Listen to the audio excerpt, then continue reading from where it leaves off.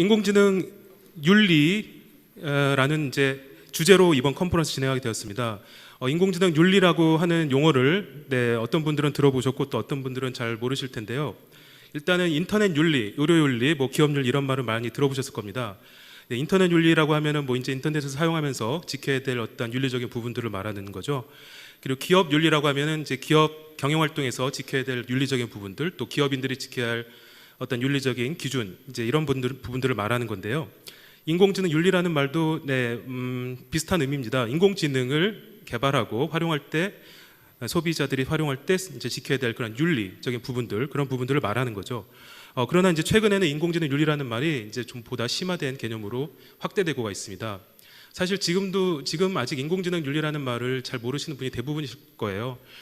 물론 최근에는 이제 많은 기사에서 이제 인공지능 윤리라는 말이 언급되고는 있는데 이제 오늘 사실 이제 그런 차원에서 인공지능 윤리 대전을 개최하게 되었고요. 이제 오늘 아무쪼록 이제 인공지능 윤리 대전을 통해서 인공지능 윤리가 어떤 개념이고 또 어떤 것이 핵심이고 또 왜 중요한지, 그리고 이 문제점과 이슈는 무엇이 있는지, 그리고 그런 것들을 해결하려면 어떻게 해야 되는지까지 어떤 인사이트를 얻어가시는 그러한 계기가 되셨으면 좋겠습니다. 네, 인공지능 윤리는 이제 어떻게 나왔느냐라는 거죠. 일단 전통적 윤리관에서 출발을 합니다. 의무론, 공리주의, 덕윤리 이런 부분들은 이제 많이 들어보셨을 텐데 오늘 시간 관계상 자세하게 설명을 안 드리겠고요. 이제 그 이후로 포스트 휴머니즘을 거쳐서 트랜스 휴머니즘을 통해서 이제 인공지능 윤리가 나온 거죠. 네, 휴머니즘이라는 거는 이제 1300년대 르네상스 시대 때 부흥을 한 거죠. 그 동안은 이제 1300년대까지는 신권, 왕권 이제 서민들이 억눌러 있었잖아요. 네, 서민들이 억눌러 있다 보니까 이제 사람의 우리 국민의 인권이라든지 생명권, 인간의 생명권, 인권이 굉장히 많이 유린되고 그런 성향이 있었습니다.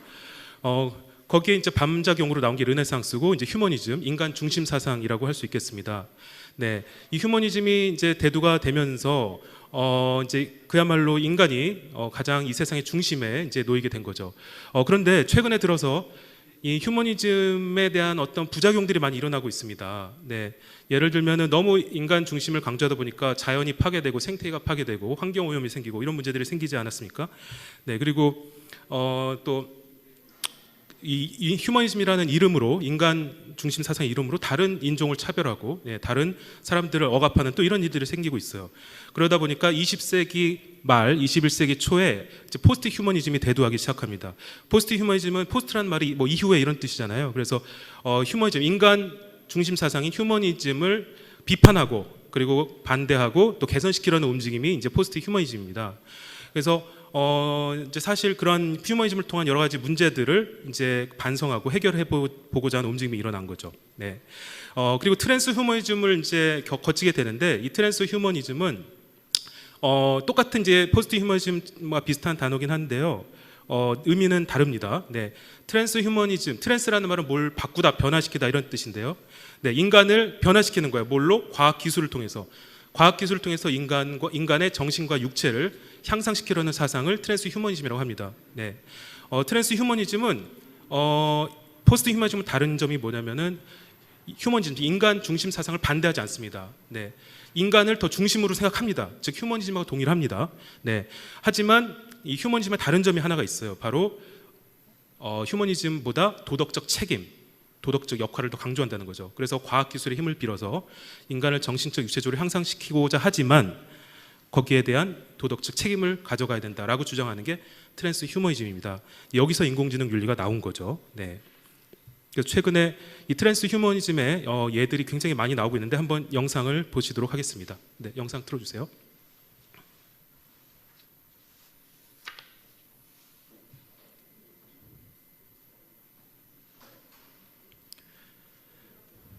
네, 이분은 지금 33년 동안 이제 앞을 못 보신 장애로 사셨어요. 그런데 인공 망막을 이식을 받고 난생 처음으로 이제 희미한 빛을 보고 형체를 구분할 수 있게 된 겁니다. 네. 또 이분은 이제 손이 이제 장애가 계신데 의수를 3D 프린터로 만들었어요. 찍어냈죠. 이렇게. 네. 의수를 이제 끼고 손가락을 다시 사용할 수 있게 된 분이죠. 네, 이분은 네, 지금 다리가 하나 없으시죠. 네, 2013년도에 보스턴 마라톤 테러 폭발 사고에서 다리를 잃으셨어요. 원래 직업은 이렇게 이제 댄서였는데 그 뒤로는 이제 춤을 추시지 못했다가 네, 오늘 이제 의족의 도움을 받아서 과학기술의 도움을 받아서 처음으로 다시 춤을 추게 된 장면입니다. 굉장히 감격스러운 네, 장면이죠.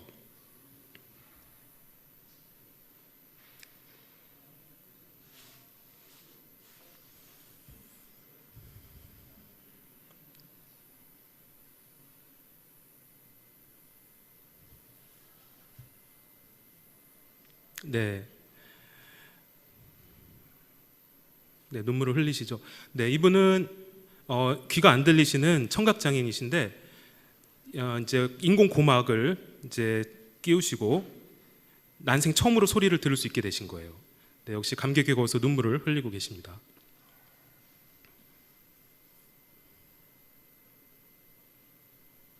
네, 이분은 네, 20년 동안 하반신 마비로 네, 휠체어를 의존해서 사셨는데 외골격 로봇이라는 네, 로봇의 힘을 빌어서 난생 처음으로 이제 걸을 수 있게 되신 거죠. 네. 최근에 이런 외골격 로봇의 개발이 활발히 일어나고 있습니다. 네, 그래서 이제 중단해 주시고요. 네.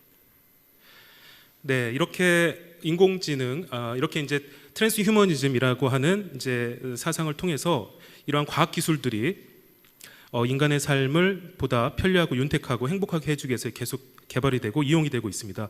그 중에 핵심이 바로 이제 인공지능 기술이 되는 거죠. 네, 사실 인공지능 기술은 이제 인간의 행복과 편익을 위해서 만든 기술이죠. 수단입니다. 목적이 아닙니다. 네, 따라서 인간을 행복하게 해주고 인간에 도움을 주는 네, 그러한 수단으로서 쓰여야 되는 거죠. 지금 인공지능 기술이 굉장히 많이 활발히 쓰이고 있습니다. 이제는 뭐 인간의 삶에 있어서 뺄 수 없는 네, 이제 뭐 깊이 녹아들어 있다고 볼 수 있겠죠. 그래서 인공지능 기술은 이미 이제 우리 인간의 삶에 뗄 수 없는 관계가 됐는데 보시면 벌써 네, 우리 인간의 삶 생명을 구하고 있습니다. 네, 2019년도 기사죠. 그리고 최근에 또 이런 일도 있었습니다. 이런 일이 자주 일어나요. 인공지능 스피커들 요즘 많이 사용하시는데요. 이제 주로 독거 노인분들한테 복지 차원에서 많이 제공을 한다고 해요. 왜냐하면 혼자 사시다가 갑자기 위급 상황이 생겼을 때 구조 요청을 할 수가 없잖아요. 그래서 이제 인공지능 스피커에 대고 구조 요청을 할 수 있는 그런 용도로 많이 쓰시는데 이렇게 갑자기 어떤 어르신이 이제 위급한 상황에서 쓰러지셨는데 뭐 전화들 힘도 없었겠죠. 그때 이제 인공지능 스피커에 대고 살려주세요라고 했는데 네, 이제 구조팀에서 그 연락을 받고 구조를 한 경우, 그래서 인간의 이렇게 목숨을 구한 이런 케이스가 있고요. 최근에도 이런 인공지능 스피커가 네, 이렇게 독거 노인분들을 구한 경우들이 있었죠. 또 우리 인공지능 기술이 들어간 드론도 있죠. 드론이 네, 실종된 치매 노인을 이런 찾은 경우도 있습니다. 치매 노인분이 이제 산속을 헤매게 됐는데 가족들이 아무리 찾아도 이제 찾을 수가 없었습니다. 근데 드론 동호회에서 드론을 띄워가지고 네, 한 번에 치매 노인을 이제 구조한 그런 경우가 있었어요. 네. 그리고 중국에서는 인공지능으로 이렇게 자살자를 예방하기도 합니다. 그래서 중국에서는 이제 인구가 많다 보니까 자살자들이 굉장히 많은데요. 이제 인공지능 기술로 그동안의 자살을 한 경우를 이제 분석을 하는 거죠.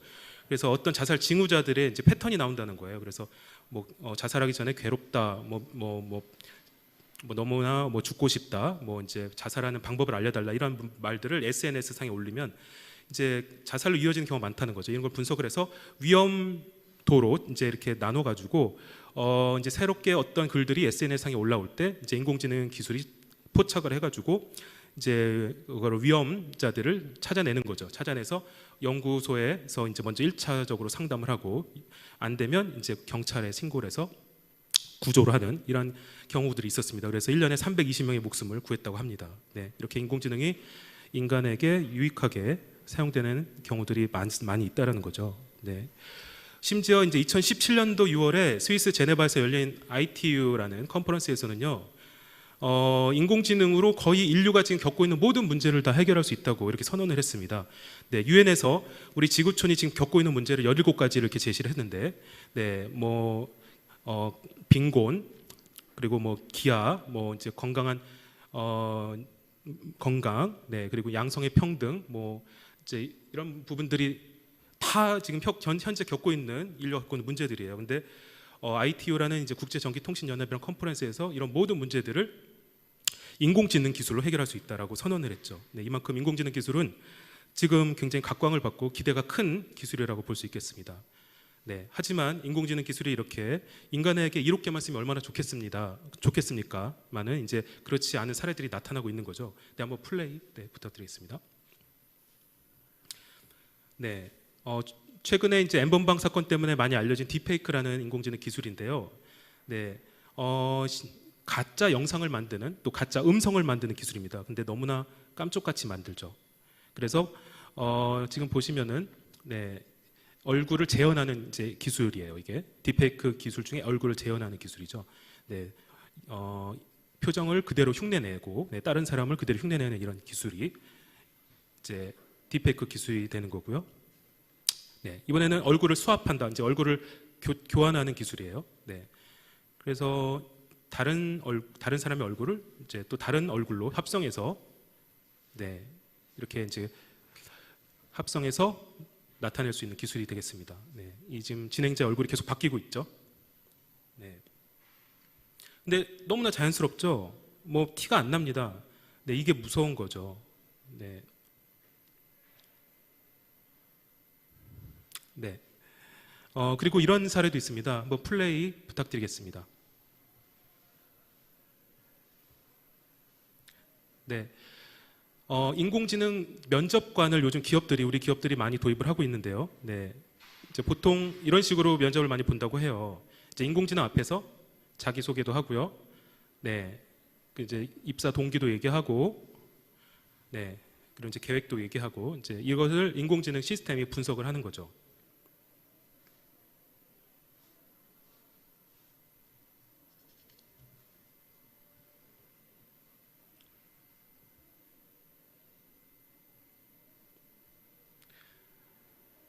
네. 이제 멈춰 주실래요? 네. 이렇게 이제 인공지능 면접관을 통해서 이제 채용을 많이 하는데 사실 이제 공정성 때문에 이러한 인공지능 면접관을 도입을 하는 거잖아요. 그래서 요즘에 뭐 많이 채용 비리라든지 이제 입사 이제 비리가 많이 생기니까 차라리 그냥 인공지능에 맡기자 이런 측면에서 이제 공정성을 더 강화할 수 있겠다 해서 도입을 하는데 사실 이 인공지능 면접관이 사실 공정한가라는 부분은 다시 한번 생각을 해봐야 될 것 같아요.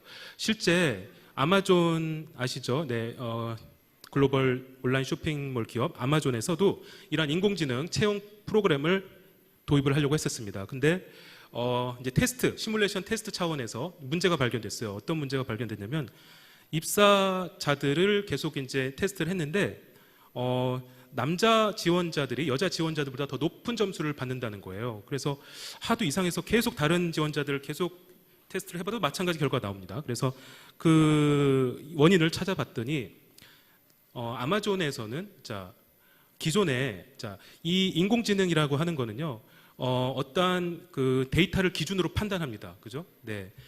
그래서 이 인공지능 면접관도 사실 좋은 점수, 나쁜 점수를 주는 기준이 그 해당 기업에서 기존에 좋은 성과나 좋은 퍼포먼스를 보였던 직원들을 대상으로 직원들이 기준이 될 수밖에 없는 거죠. 따라서 이제 해당 지원자가 그 기업의 아주 그동안 좋은 성과와 좋은 어떤 평가를 받았던 직원들과 유사하면 좋은 점수를 받는 거고요. 그렇지 못하면 이제 나쁜 점수를 받게 되는데 아마존은 사실은 이제 개발자들이 많잖아요. IT 기업이기 때문에 개발자들은 또 남자들이 많다라는 거죠. 그래서 남자 개발자들이 주로 숫자적으로 많으니까 좋은 점수를 받을 수밖에 없었겠죠. 따라서 여자 지원자들보다 남자 지원자들이 더 우수하다라고 이제 예측을 하게 된 겁니다. 따라서 근데 사실 꼭 남자 지원자들이 다 우수하다고 볼 수는 없잖아요. 여자 개발자들 중에서 더 우수한 개발자들이 얼마나 있지 않겠습니까? 따라서 아마존은 이러한 편향성 때문에 이 인공지능 채용 면접 시스템을 폐기해 버렸어요. 쓰지 않기로 했다는 거죠. 네. 그런데 우리나라는 기업들이 지금 275개 정도 기업들이 작년에 도입을 했고 더 많은 기업들이 언택트 시대가 되면서 네, 코로나 때문에 더 많은 도입을 하려고 하는 것 같은데요. 좀 생각을 해봐야 될 문제 같습니다. 네, 또 한번 이런 문제도 있습니다. 플레이 한번 해주시고요.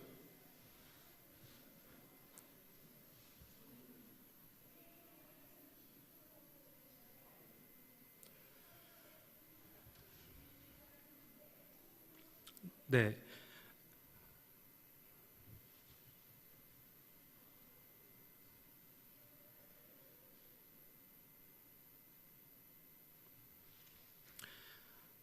네. 지금 보시면 유튜브에서 한때 이슈가 많이 됐던 장면들을 보셨을 건데, 네, 이제 로봇 어뷰즈라는 영상으로 많이 공유가 되고 있습니다. 네, 로봇 학대라는 얘기인데요.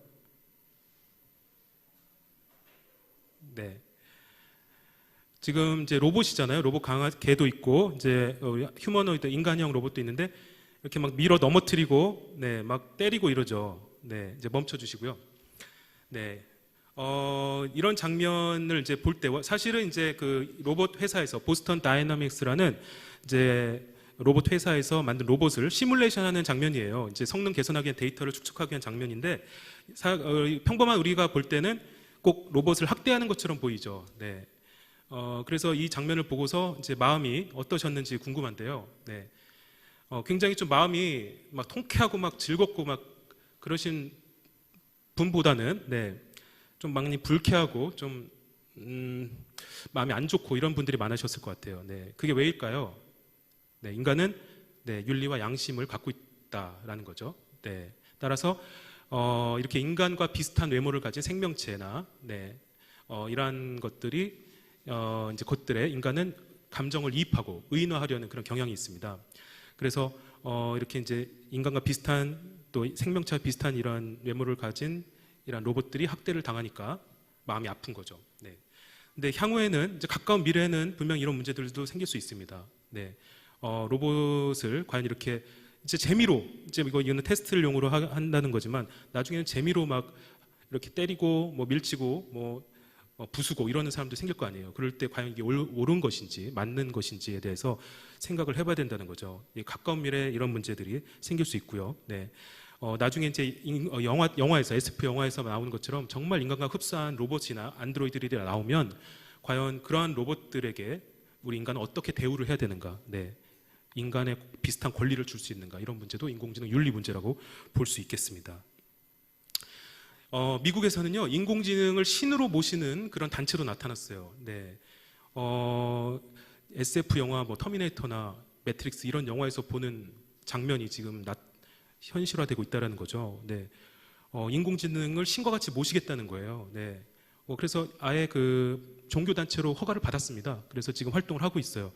네, 설립자는 이제 구글과 네, 우버에서 일했던 개발자분이 세웠는데, 네, 벌써 이게 과연 맞는 건지, 네, 또 문제는 없는지, 생각을 해보아야 될 것 같습니다. 네.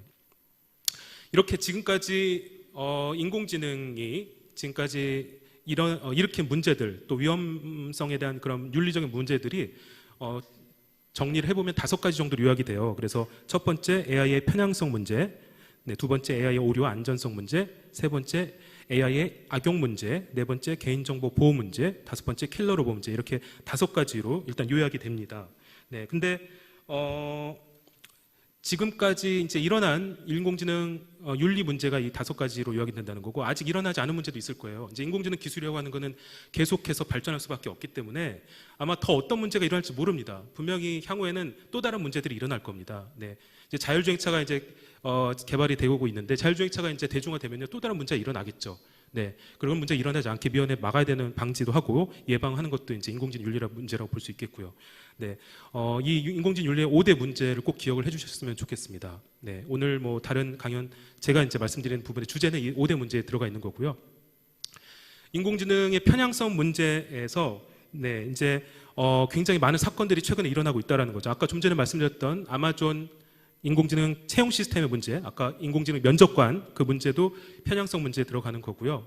네, 그리고 미국에서 요즘에 인공지능 판사를 도입하자 이런 말도 많이 나오는데 미국에서는 실제로 재판 지원 인공지능을 쓰고 있어요. 네, 근데 이 인공지능 재판 지원 그 인공지능 시스템이 범죄의 그 재범률을 예측을 하는데 자꾸 흑인이 백인보다 더 재범률이 높다, 그러니까 범죄를 저지를 가능성이 높다라고 계속 예측을 했다라는 거죠. 근데 실제로 재범률을 보면은 흑인이 백인보다 2배 이상 높지가 않았어요. 네. 근데 왜 이렇게 자꾸 흑인이 더 범죄를 많이 저지를 것이다 예측을 하느냐? 이게 이제 실제로 데이터를 보니까 흑인 범죄자들이 검거되는 율이 59% 정도 되고요. 그리고 백인 범죄자들이 검거되는 율이 39% 정도 된다는 거죠. 네, 그러니까 백인 범죄자들은 잘 검거가 안 돼요. 예, 잘 놓쳐요. 그걸 이제 잘 잡지 않는 건지 그건 잘 모르겠지만, 근데 흑인들은 많이 잡힌다는 거죠. 많이 잡는다는 거죠. 실제 데이터가 이렇게 나타나다 보니까 이제 재판 지원, 인공지능도 이제 그렇게 판단할 수밖에 없는 거죠. 따라서 이거는 알고리즘을 우리가 인공지능 알고리즘을 바꾼다고 해서 근본적으로 해결을 할 수 없다라는 점을 시사해주고 있는 겁니다. 이거는 어떻게 보면은 사회 불평등과 관련되기 때문에 사회 불평등한 이 모순, 이러한 현상들을 고쳐야 인공지능의 불평등이 반영이 되는 거죠. 네. 이런 문제들이 많이 일어나고 있습니다. 시간 관계상. 네. 최근에 하나만 더 말씀드리면, 최근에 국회에서 있었던 일 기억하실 텐데요.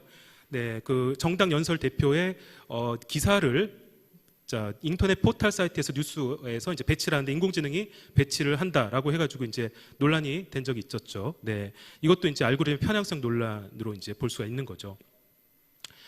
그리고 인공지능도 사실은 이제 전자제품화 되는 거죠. 이제 로봇이나 어떤 전자제품에 인공지능 알고리즘이 다 들어가는 거기 때문에 전자제품은 다 고장이 날 수 있잖아요. 인공지능도 마찬가지로 고장 날 수 있습니다. 오류가 생길 수 있죠. 그리고 안전성에 문제가 생길 수 있다는 거죠. 실제로 2016년에는 미국과 중국에서 인공지능 로봇이 문제를 일으켜서 사람을 공격하고 다치게 한 사건도 있었어요.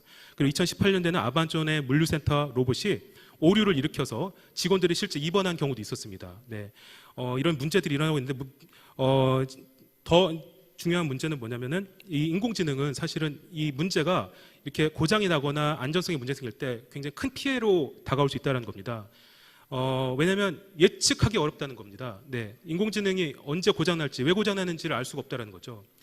알파고와 이세돌 구단이 싸웠을 때 알파고가 왜 거기에 수를 뒀는지 아무도 설명이 불가능했다는 거죠. 인간이 두는 수가 아니었다는 거죠. 네. 그래서 심지어 그 인공지능 알파고를 개발한 개발자들도 왜 알파고가 그 수를 뒀는지를 모른다는 겁니다. 예측하기 어렵고 또 왜 그런 행동을 했는지를 파악하기 어렵기 때문에, 설명하기 어렵기 때문에 굉장히 큰 위험이 된다는 거죠. 악용 문제, 아까 딥페이크 문제 보셨는데 최근에 엠번방 사건 때문에 네, 이제 딥페이크라는 인공지능 기술이 악용이 되는 경우가 굉장히 많아지고 있다는 겁니다. 사실은 좋은 의미로 만들었는데 인공지능 기술을 이제 악용을 하다 보니까 이제 이러한 문제들이 생기고 있다는 거죠. 네. 특히 더 중요한 거는 이제 보이스피싱에 많이 활용했으면 큰일이 날 수 있다는 거죠. 그래서 아까 딥페이크 기술을 똑같은 목소리로 흉내낼 수 있다는 건데요. 그렇게 되면은 이제 뭐 요즘에 심각한 보이스피싱 문제가 더 심각해질 수 있는 경우가 생길 수 있겠습니다. 개인정보 보호 문제도 굉장히 중요한 문제인데요. 인공지능 스피커 여러분들 많이 쓸 텐데 인공지능 스피커에서 그 사용자들이 이제 명령을 내리는 그런 이제 목소리를 녹음해서 인공지능 기술을 고도화시키기 위해 가지고 활용한다는 거죠. 근데 이제 그거를 녹음을 하고 제대로 이제 비식별화해서 유출되지 않게 하느냐, 이제 그게 굉장히 어렵다라는 겁니다. 그래서 사실 여러분들이 인공지능 스피커에서 얘기를 할 때 그런 목소리들이 이제 다른 사람에게 유출이 될 가능성이 높다라는 겁니다. 그런 부분들. 네, 가장 큰 문제는 이제 킬러 로봇 문제라고 볼 수 있습니다. 잠깐 플레이 해주시면.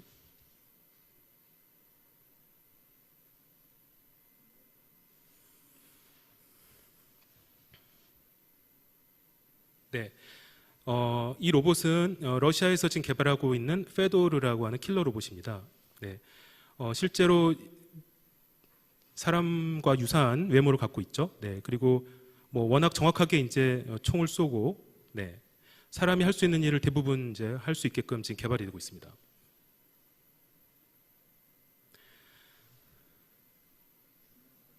네, 뭐 힘도 굉장히 세겠죠. 그리고 이게 낮은 포복도 하고요. 네, 그리고 자동차도 이렇게 운전을 할 수 있습니다. 네, 이제 멈춰주셔야 될 것 같습니다. 네. 네, 이렇게 킬러 로봇을 지금 사실 강대국들이 알게 모르게 개발을 하고 있다는 거죠. 그래서 미국, 중국, 러시아 이런 나라들은 지금 킬러 로봇을 개발을 하고 있습니다. 근데 킬러 로봇은 네, 하나만 영상 하나만 더 보겠습니다. 네, 이것도 한번 플레이 부탁드립니다.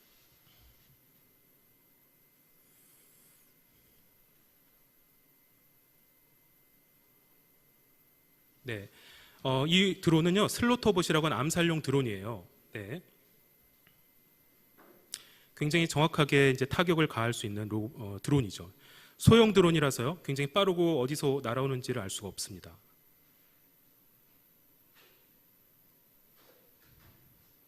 이런 드론이 수십 개가, 수백 개가 날아온다고 이제 가정을 하는 거죠. 네, 그럴 때 이렇게 테러 집단이나 범죄 집단이 이용을 하게 되면 이제 큰 피해가 일어날 수가 있겠습니다. 네, 계속 네. 이제 보시면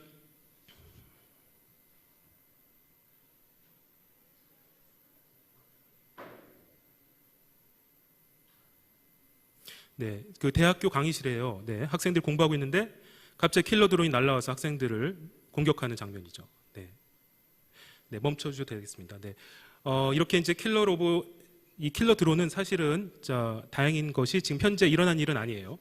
네, 퓨처 오브 라이프라는 인공지능 연구기관이 이제 경고하기 위해서 영상을 만든 거죠. 근데 충분히 이러한 일들이 일어날 수 있다는 것입니다. 네. 그래서 킬러 로봇은 사실은 굉장히 많은 문제점이 생길 수가 있겠죠. 일단은 인공지능이 과연 전투원과 민간인을 100% 구별할 수 있겠는가 하는 문제가 있을 수 있겠고요. 네. 그리고 사실 해킹이 될 수도 있어요. 인공지능이라고 하는 거는. 네. 해킹이 될 수도 있기 때문에 사실 해킹이 되면은 범죄 집단, 테러 집단이 악용을 할 수가 있겠죠. 근데 가장 근본적인 문제는 인간의 생명을 빼앗는 결정을 과연 기계에게 위임할 수가 있겠는가 하는 문제가 있겠습니다. 네, 과연 인간의 생명을 빼앗는 결정을 기계에게, 인공지능에 위임할 수 있을까요? 네, 실제로 이런 실수로 인공지능 드론이, 네, 미군에서는 드론을 많이 사용하잖아요. 근데 인공지능 드론이 이렇게 아프간의 이제 그 테러 무장 세력을 공격을 하려다가 일하는 노동자를 오인해서 30명을 오인으로 희생시킨 이런 경우도 있었습니다. 네, 계속 이런 경우들이 일어날 수 있다는 거죠. 그래서 지금 이러한 인공지능 윤리 문제들이 심각해지자 전 세계 리더와 전문가들이 경고를, 지금 메시지를 계속 보내고 있어요. 스티븐 호킹 박사 같은 경우는 인류가 대처하는 방법을 익히지 못하면 인공지능 기술은 인류 문명사에서 최악의 사건이 될 수 있다. 네, 앨런 머스크 테슬라 CEO는 AI의 발달은 영화 터미네이터 같은 끔찍한 일을 현실에서 일어나게 만들 수 있고 악마를 소환하는 것이나 다름없는 현존하는 가장 큰 위험 요소다. 네, 교황도 이런 얘기를 했죠. 디지털 기술은 윤리적 의무를 수반해야 한다. 기술 진전이 공익의 적이 될 경우 야만이 지배하는 불행한 퇴보의 시대가 찾아올 수 있다. 네. 따라서 닉 보스트롬 옥스퍼드대 교수는 윤리와 도덕 같은 인간이 소중하게 여기는 가치들을 정교하게 정의해서 기계에 가르치는 방법을 지금부터 준비해야 된다라고 강조를 했습니다. 네. 심지어 그 가장 인공지능 기술을 앞서가는 글로벌 기업이죠. 구글 CEO 선다 피차이는 올해 초에 파이낸스 타임스라는 칼럼에서 구글이 AI 규제를 해달라, 오히려 자기 회사 구글을 AI 규제 해달라고 이렇게 강조를 했어요. 그래서 인공지능은 수십억 명의 삶을 향상시킬 잠재력도 있지만 이런 것들을 하지 못하게 할 큰 위험도 존재한다라고, 네, 경고를 했습니다. 네, 지금 이렇게 많은 리더들과 전문가들이 인공지능에 대한 경고를 하고 있는데, 그렇다면 우리가 해야 될 일은 결국은 이제 하나로 요약이 될 수 있겠죠. 선한 인공지능을 만들어야 된다는 거죠. 네, 인공지능을, 네, 선하게 만들어야 되는 것이 이제 우리의 목표가 되겠습니다. 네, 하지만 이게 쉬울까요? 네, 쉽게 할 수 있을까요? 그렇지 않겠죠. 사실 이제 선한 인공지능을 만들기 위해서 각국이 지금 활발한 노력들을 많이 하고 있습니다. 그래서 지금 전 세계 각국 정부들이 인공지능 윤리 규정과 지침들을 발표를 하고 있어요. 네, 그리고 각 기업들, 마이크로소프트나 구글이나 아까 보셨던 IBM이나, 네, 그리고 로마 교황청에서도 인공지능 윤리 백서를 최근에 냈죠. 이렇게 인공지능 윤리 가이드라인이나 규정들을 발표를 하고 있습니다. 우리나라는 좀 미흡해요, 아직. 근데 우리나라도 문 대통령님께서 작년에 한 컨퍼런스에서 인공지능 윤리 문제를 각별히 관심 갖겠다고 강조를 하셨고요. 네, 그리고 아직은 규정들이, 인공지능 윤리 가이드라인들이 많이 나오진 않고 있습니다. 작년에 이제 최초로 우리나라 정부 차원에서 방송통신위원회에서 낸 가이드라인이 있긴 있고요. 네, 저희 협회에서, 네, 작년 10월에 인공지능 윤리 헌장을 발표를 했습니다. 네, 저희 협회에서 발표한 인공지능 윤리 현장을 좀 한 번씩 홈페이지에 있으니까 한번 들어가서 봐주시기를 굉장히 부탁드리는데요. 저희 현장 보시면 굉장히 쉽게 누구나 다 이해할 수 있는 문구로 되어 있어요. 그래서 고등학생 이상만 되면 다 이해할 수 있는 그런 아주 쉬운 문구로 됐기 때문에 다른 규정들은 굉장히 좀 추상적으로 어렵게 돼 있거든요. 그래서 해석을 해야 되는데 저희는 이제 실제 인공지능 개발자나 산업 현장에서 쓸 수 있도록 굉장히 구체적이고 디테일한 규정들로 되어 있습니다. 그래서 한번 확인해 보시면 좋을 것 같고요. 시간 관계상 오늘 1조만 보겠습니다. 네, 인공지능은 인간을 편리하고 행복하게 하기 위한 도구라는 거죠. 그래서 저희는 인간과 인공지능의 관계를 명확히 규정을 했고요. 인공지능은 인간에게 컨트롤 받아야 되는 수단이다라는 것을 도구라는 점을 명확히 했습니다. 네. 킬러 로봇을 개발하면 안 된다는 것도 했고, 또 비상용 킬 스위치를 반드시 내장해야 된다. 이런 것들은 이제 저희가 최초로 규정한 규정이라고 보시면 되겠습니다. 네. 네. 인공지능 윤리는 인공지능 기술을 발전을 막겠다는 게 절대 아닙니다. 오늘 오해하시는 분들이 가끔 계시는데, 인공지능 그 반대예요. 인공지능 기술을 발전시키기 위해서 인공지능 윤리가 필요하다는 거죠. 인공지능 윤리는 인공지능 기술의 안전장치입니다. 그래서 만약에 여러분들 인공지능 기술에 인공지능 윤리라는 안전장치가 없으면 그런 제품들을 사시겠어요? 그런 인공지능 제품들이 나왔을 때 이게 위험한지 안 위험한지 알지도 못하는데 사시겠어요? 안 사겠죠. 그럼 기업들이 그런 제품들을 판매를 할 수 있을까요? 못 팔겠죠. 망합니다. 그런 기업들은. 저희는 인공지능 기술에 인공지능 윤리라는 안전장치를 마련을 하겠다는 얘기입니다. 그러면 그런 안전장치 들어간 제품들은 훨씬 더 소비자들한테 잘 팔릴 겁니다. 네. 그리고 그런 차원에서 인공지능 기술은 더욱더 많이 발전되겠죠.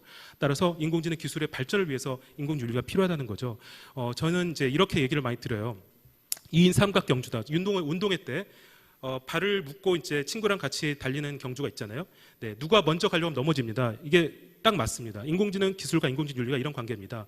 인공지능 기술이 먼저 가려고 해도 안 되고요. 인공지능 윤리가 먼저 가려고 해도 안 됩니다. 인공지능 기술이 먼저 가려고 하면 인공지능의 위험성과 안전 문제가 생기겠죠. 인공지능 윤리가 먼저 가려고 해도 안 되죠. 왜? 인공지능 기술을 자꾸 두려워해야 돼서 개발이 안 됩니다. 따라서 인공지능 기술과 인공지능 윤리는 이렇게 사이좋게 조화롭게 가야 되는 동반자 관계라는 것이죠. 네. 이제 마지막으로 마무리하겠습니다. 인공지능의 윤리 문제는 사실 이제 해결을 하는 방법이 사실 어렵습니다. 어렵지만 일단 인공지능 윤리를 이제 보면 인공지능을 만드는 게 누구예요? 사람이 만들죠. 또 인공지능을 만드는 게 사람이 만들죠. 또 인공지능을 이용하는 것도 역시 사람입니다. 네. 따라서 인공지능을 만드는 사람이 제대로 만들고 바르게 만들고 또 이용하는 사람들이 제대로 사용한다면 사실 인공지능 윤리 문제는 생기지 않습니다. 따라서 인공지능 윤리 문제는 인간의 윤리 문제라고 볼 수가 있는 거죠. 따라서 인공지능을 만들고 사용하는 우리 인간들이 양심과 윤리에 따라서 바르게 만들고 바르게 사용하면 인공지능 윤리와 안전 문제는 일어나지 않습니다. 하지만 이게 쉽지가 않겠죠. 네. 결국 우리가 이제 해야 할 일은 무엇이냐? 네. 마무리를 지면, 네. 일단, 말씀드렸던 것처럼 어떠한 가이드라인, 인공지능 규정이나 지침들, 이런 가이드라인을 강제적으로 할 게 아니라 사회적으로 합의를 해야 됩니다. 각국 정부가 그리고 어떤 관련 단체나 기업이나 시민들이 모여서 합의를 해야 되는 거죠. 그리고 그렇게 지켜야 되겠다라고 노력을 해야 되고, 물론 아주 범죄에 이용이 되는 그러한 인공지능이라든지 아니면 악용되는 인공지능 관련돼서는 규제를 해야 되겠죠. 하지만 규제는 법으로 하는 규제는 최소화해야 됩니다. 도덕의 최소화가 법인 것처럼 규제는 최소화해야지 너무 규제를 많이 하다 보면 인공지능 기술이 개발이 안 됩니다. 우리나라는 더군다나 인공지능 기술이 지금 많이 뒤처져 있잖아요.